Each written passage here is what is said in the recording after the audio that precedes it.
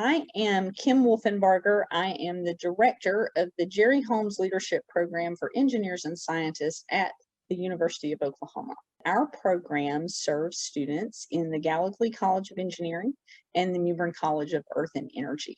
So that means that we work with all students who are in engineering majors, plus those majoring in geology, geophysics, environmental science, and computer science. We provide different types of programs for students at all levels, and we are both a co-curricular and curricular program. Our goal is to help educate engineering and applied scientist students to be effective and ethical leaders now and throughout their careers. So there's a lot packed into that, right? So some leadership thinkers want to cast leadership as always a positive force. And then if what looks like leadership is not positive, then that's not leadership. And I say, a leader is a leader. You can be an effective leader and be a terrible person. And so I tell the students in my class, one of the very first things I say on day one is, we are not here to build evil geniuses. Effective is one part of leadership development, but ethical is another critical part of leadership development. So we want to make sure that all the time we are thinking about helping students make ethical decisions, having moral courage, being inclusive, learning how to collaborate with the different types of people that might be in your room or might be working with you on a project. So all of that really undergirds what we're doing in the program. The now and throughout the career part speaks to the developmental nature of our program. College is a great way to practice leadership skills because you can mess up here really badly and learn a lot, and then that is a mistake that you are less likely to make in your career. And so that means that, unlike some of the other programs, we do not require students who are participating in the Jerry Holmes Leadership Program to already be accomplished leaders. Some of our students don't even see themselves as leaders. I had a student the other day I was reading, she said, I really wasn't sure this program was for me because I didn't want to lead anything. And people just kept telling me, you need to apply, you will benefit. This is something that will be useful for you. And she said, and you know what? I am a leader, and they were right. So we do think about the developmental aspect. And what that means is when somebody applies to be a Holmes Leadership Associate, they do not have to have a stellar GPA. In fact, the only academic requirement is that they be a student in good standing pursuing their degree program. We also don't require that they already have served in a leadership position. We're taking students who are sophomores in engineering, who, as I said, sometimes have never thought about themselves as leaders, so they haven't taken the opportunity necessarily to run for a position or volunteer for a position. Even so, they might have been exercising leadership in small groups and they didn't even know it. So we want to get students in early so that they can learn. And then, of course, we have a mix of students in the program. So some of our students have been up at the front of the room leading since they were sophomores in high school. So those students can help coach some of the students that have been less participative in leadership positions. But we really de-emphasize the positional aspect.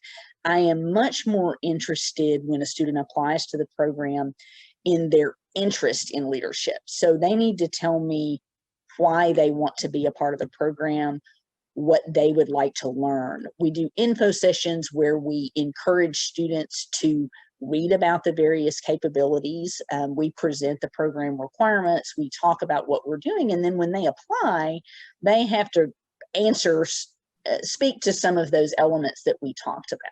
I really enjoy seeing students grow from that early college level through graduation, and having them say, because of the leadership program or because of working with my mentor, I learned to do these things, and I have developed my leadership skill in this way. That depends largely on the choices that the mentors and the students make. So what we tell our program participants is that we want the mentors and students to meet at least 4 times per semester, and to consider continuing to meet through the summer. The matches are initially set up for a year, although as long as the relationship is going well and it's still mutually beneficial, they can continue working with that student. So that means that most of our mentors will work with the same student for 2 or 3 years, depending on how long the student chooses to remain active with the leadership program. We provide some training for the mentors. So we've got about a little over an hour's worth of online training modules that we put together to help our mentors understand what the program is, first of all, and what our objectives are in helping engineering and science students be leaders in a technical setting. And then we also talk about what can help a mentorship relationship work very well. So promising practices, advice, how to get started on the right foot. So we've got a little bit of training that they can do, and it's super easy because they have a choice of either watching a narrated PowerPoint or reading a transcript or downloading the audio to an MP3 file so they can read it in the, listen to it in the car. And I'm not monitoring I'm not monitoring the training, so they can do it any way they want. And our mentors have told me that's been really helpful, especially the ones who had already been with the program a while. I encouraged them when we launched the training. This has been a couple of years ago, I think, that we started offering it. They said, "Oh, this is great," because this answers some questions that I think I never had quite had answered before. We also provide all of our mentors with this book, The Mentor's Guide by Lois Zachary, and the students have the companion volume, The Mentee's Guide. This book is directed at a professional mentorship audience, which is a good fit for us. So our students are college students, but this is a program that's designed to bridge that gap between college life and professional life. And so having a more professionally focused mentorship book to guide the discussions is helpful. So we make some recommendations about particularly important sections to read out of that guide, and then we encourage them to use it as needed. So to get back to your question about length of time, there's a little bit of spin up and prep time for the mentors, although how much time they spend is up to them. Mentorship meetings tend to last somewhere between 30 minutes and 2 hours. And that just, again, depends on the choices made by the mentors and the mentees. So what we find is that our mentors who are in their mid-30s and really kind of in the middle of career and family life and young children tend to like to schedule meetings on a regular basis every couple of weeks, and they want to spend 30 minutes. And they put it on their calendar, and they don't spend a lot of time beyond that. But it's still a very rich relationship because they're meeting fairly often. Some of our other mentors really like to come down to Norman periodically and have lunch with their students. Some of the folks that are farther along in their career and I think have a little more flexibility with their time, sometimes the meetings may last a couple hours. And within any relationship, the length of the meeting often has to do with what the student is working on at the time and what kinds of things they're wrestling with. So the short answer is somewhere between 2 to 4 hours a month is about what mentors are probably spending talking to their mentees and thinking about what they're going to talk about, preparing for meetings and training.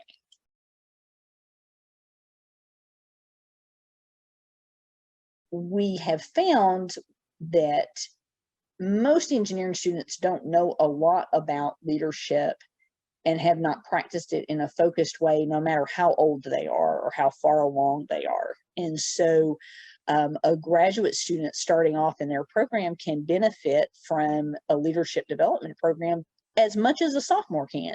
They're just benefiting at a different level, and being able to make those choices about which capabilities you want to focus on, what you want to work on with your mentor is helpful.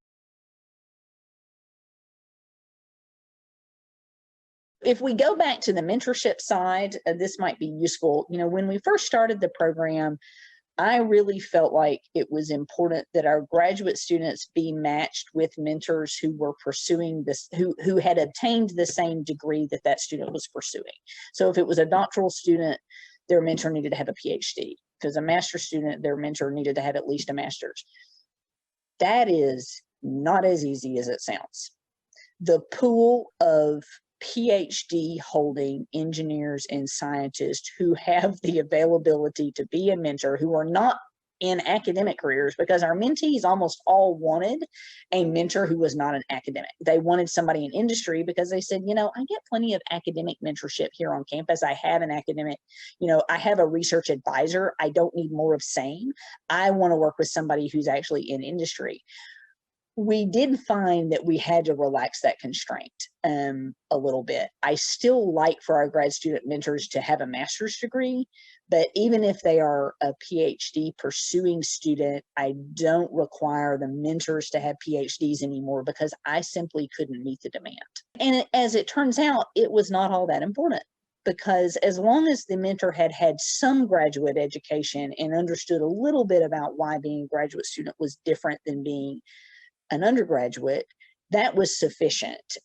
It really was the industry angle that the students were looking for in their mentor, and we didn't have to be so strict about the degree that the mentor had attained.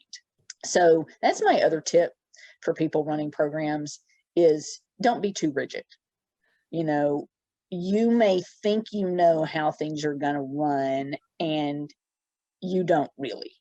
So being willing to relax some assumptions, to ask some questions, to make some judgments, to take some risks, reasonable risks, is important.